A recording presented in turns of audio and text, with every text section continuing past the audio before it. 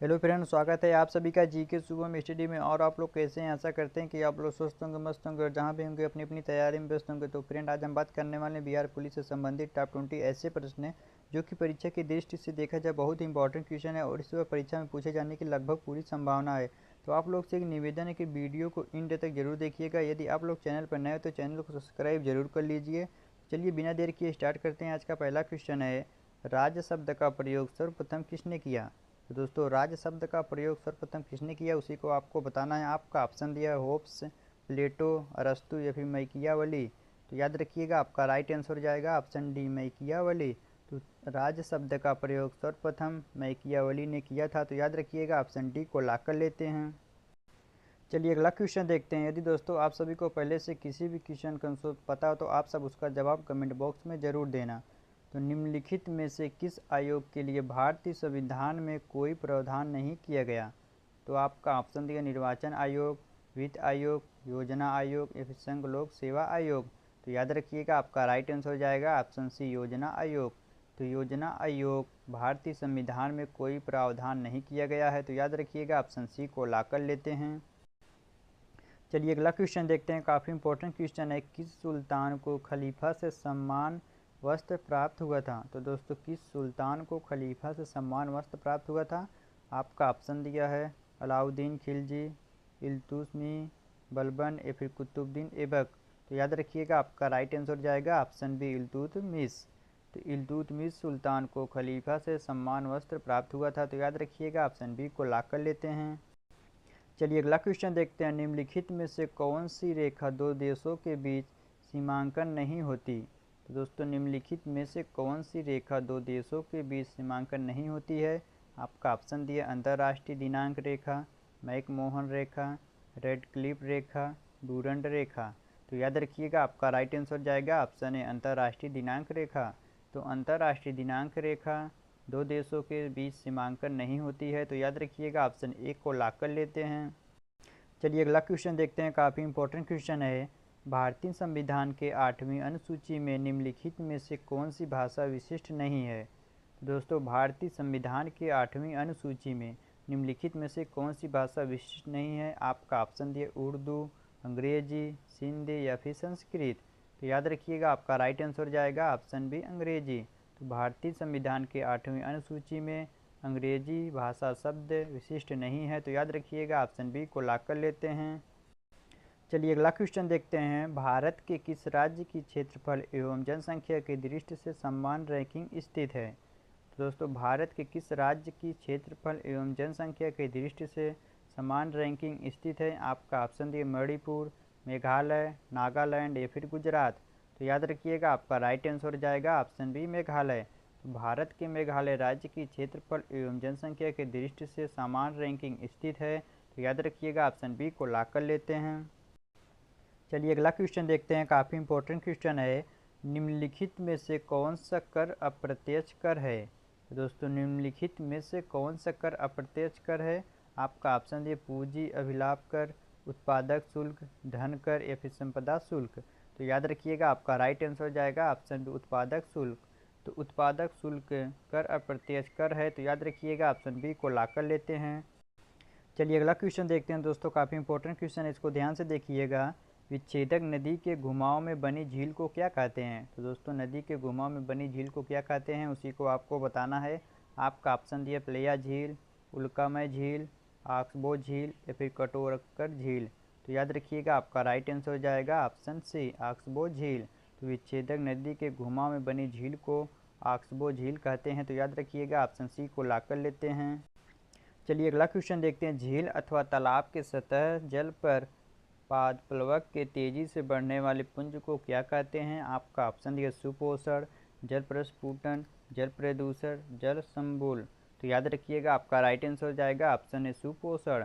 तो झील अथवा तालाब के सतह जल पर पादप्लवक की तेजी से बढ़ने वाले पुंज को सुपोषण कहते हैं। तो याद रखिएगा, ऑप्शन एक को ला कर लेते हैं।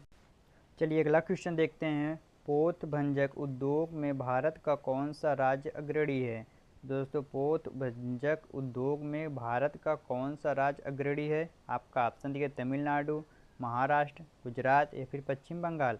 तो याद रखिएगा आपका राइट आंसर जाएगा ऑप्शन सी गुजरात। तो बहुत वनजग उद्योग में भारत का गुजरात राज्य अग्रणी है। तो याद रखिएगा ऑप्शन सी को लॉक कर लेते हैं।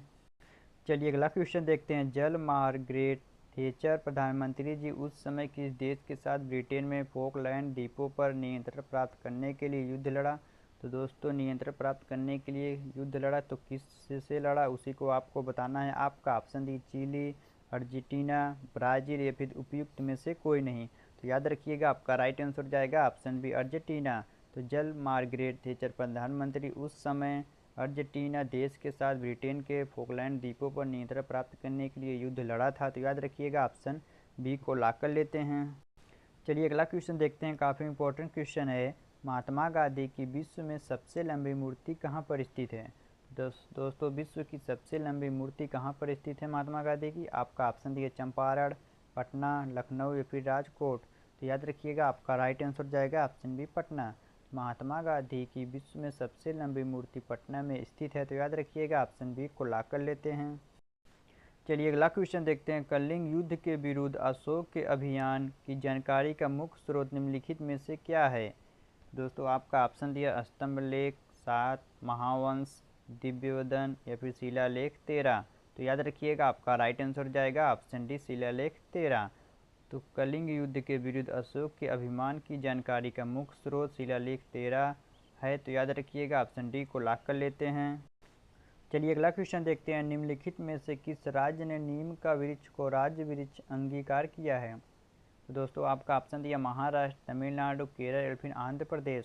तो याद रखिएगा आपका राइट आंसर जाएगा ऑप्शन डी आंध्र प्रदेश। तो आंध्र प्रदेश राज्य ने नीम का वृक्ष को राज्य वृक्ष अंगीकार किया है। तो याद रखिएगा ऑप्शन डी को लॉक कर लेते हैं। चलिए अगला क्वेश्चन देखते हैं। काफ़ी इंपॉर्टेंट क्वेश्चन है। समोच्च रेखा सम्मान के स्थलों को जोड़ने वाली काल्पनिक रेखा है। तो दोस्तों समोच्च रेखा सम्मान के स्थलों को जोड़ने वाली काल्पनिक रेखा है। तो कौन सी रेखा है। आपका ऑप्शन दिया है बारिश, आर्द्रता, उच्चता या फिर तापमान। तो याद रखिएगा आपका राइट आंसर जाएगा ऑप्शन सी उच्चता। तो समोच्च रेखा सम्मान उच्चता के स्थलों को जोड़ने वाली काल्पनिक रेखा है। तो याद रखिएगा ऑप्शन सी को लॉक कर लेते हैं। चलिए अगला क्वेश्चन देखते हैं। सरकारी शेयरों का निजी कंपनियों को बेचना क्या कहलाता है। दोस्तों क्या कहलाता है। आपका ऑप्शन दिया निवेश, विनिवेश, केंद्रीकरण या फिर विकेंद्रीकरण। तो याद रखिएगा आपका राइट आंसर जाएगा ऑप्शन बी विनिवेश। सरकारी शेयरों का निजी कंपनियों को बेचना विनिवेश कहलाता है। तो याद रखिएगा ऑप्शन बी को लॉक कर लेते हैं। चलिए अगला क्वेश्चन देखते हैं। दोस्तों काफ़ी इंपॉर्टेंट क्वेश्चन है। भारत का कौन सा प्रथम राज्य है जिसने खाद्य सुरक्षा अधिनियम बनाया। दोस्तों भारत का वह कौन सा प्रथम राज्य है जिसने खाद्य सुरक्षा अधिनियम बनाया था। आपका ऑप्शन दिया छत्तीसगढ़, गुजरात, तमिलनाडु या फिर बिहार। तो याद रखिएगा आपका राइट आंसर जाएगा ऑप्शन ए छत्तीसगढ़। तो भारत का वह छत्तीसगढ़ प्रथम राज्य है जिसने खाद्य सुरक्षा अधिनियम बनाया था। तो याद रखिएगा ऑप्शन ए को लॉक कर लेते हैं। चलिए अगला क्वेश्चन देखते हैं। भारतीय संविधान के किस अनुच्छेद में सरकारी रोजगार में नागरिकों के लिए समान अवसरों का प्रावधान है। तो आपका ऑप्शन दिया अनुच्छेद 22, अनुच्छेद 16, अनुच्छेद 20 या फिर अनुच्छेद 25। तो याद रखिएगा आपका राइट आंसर जाएगा ऑप्शन बी अनुच्छेद 16। तो भारतीय संविधान के अनुच्छेद 16 में सरकारी रोजगार में नागरिकों के लिए समान अवसरों का प्रावधान है। तो याद रखिएगा ऑप्शन बी को लॉक कर लेते हैं। चलिए अगला क्वेश्चन देखते हैं। बलुई पत्थर किसमें रूपांतरित हो जाता है। तो दोस्तों बलुई पत्थर किसमें रूपांतरित हो जाता है। आपका ऑप्शन दिया सेल खड़ी, स्लेट, क्वार्टज या फिर मार्बल। तो याद रखिएगा आपका राइट आंसर जाएगा ऑप्शन सी क्वार्टज। तो बलुई पत्थर क्वार्टज में रूपांतरित हो जाता है। तो याद रखिएगा ऑप्शन सी को लॉक कर लेते हैं। चलिए अगला क्वेश्चन देखते हैं। दोस्तों काफ़ी इंपॉर्टेंट क्वेश्चन है। व्यवसाय पर कर की वसूली किसके द्वारा की जा सकती है। दोस्तों व्यवसाय पर कर की वसूली किसके द्वारा की जा सकती है। आपका ऑप्शन दिए केवल राज्य सरकार द्वारा, राज्य और संघ दोनों सरकार द्वारा, केवल पंचायत द्वारा या फिर केवल संघ सरकार द्वारा। तो याद रखिएगा आपका राइट आंसर जाएगा ऑप्शन है केवल राज्य सरकार द्वारा। तो व्यवसाय पर कर की वसूली केवल राज्य सरकार द्वारा किया जा सकता है। तो याद रखिएगा ऑप्शन ए को लॉक कर लेते हैं। चलिए अगला क्वेश्चन देखते हैं दोस्तों। और आज का लास्ट क्वेश्चन है। भारत की राष्ट्रीय मुद्रा क्या है। तो दोस्तों भारत की राष्ट्रीय मुद्रा क्या है। आपका ऑप्शन दिया डॉलर, रियाल, रुपया या फिर इनमें से कोई नहीं। तो फ्रेंड ये क्वेश्चन आप सबके लिए जिसका जवाब आप सभी को कमेंट बॉक्स में देना। यदि आप सभी को वीडियो पसंद आए तो वीडियो को लाइक करना, शेयर करना और हाँ, चैनल को सब्सक्राइब करना ना भूलना, ताकि इस प्रकार की इंपॉर्टेंट वीडियो आप सबके पास हमेशा पहुँचती रहे। मिलते हैं आप सबसे अगले वीडियो में, तब तक के लिए जय हिंद, जय भारत।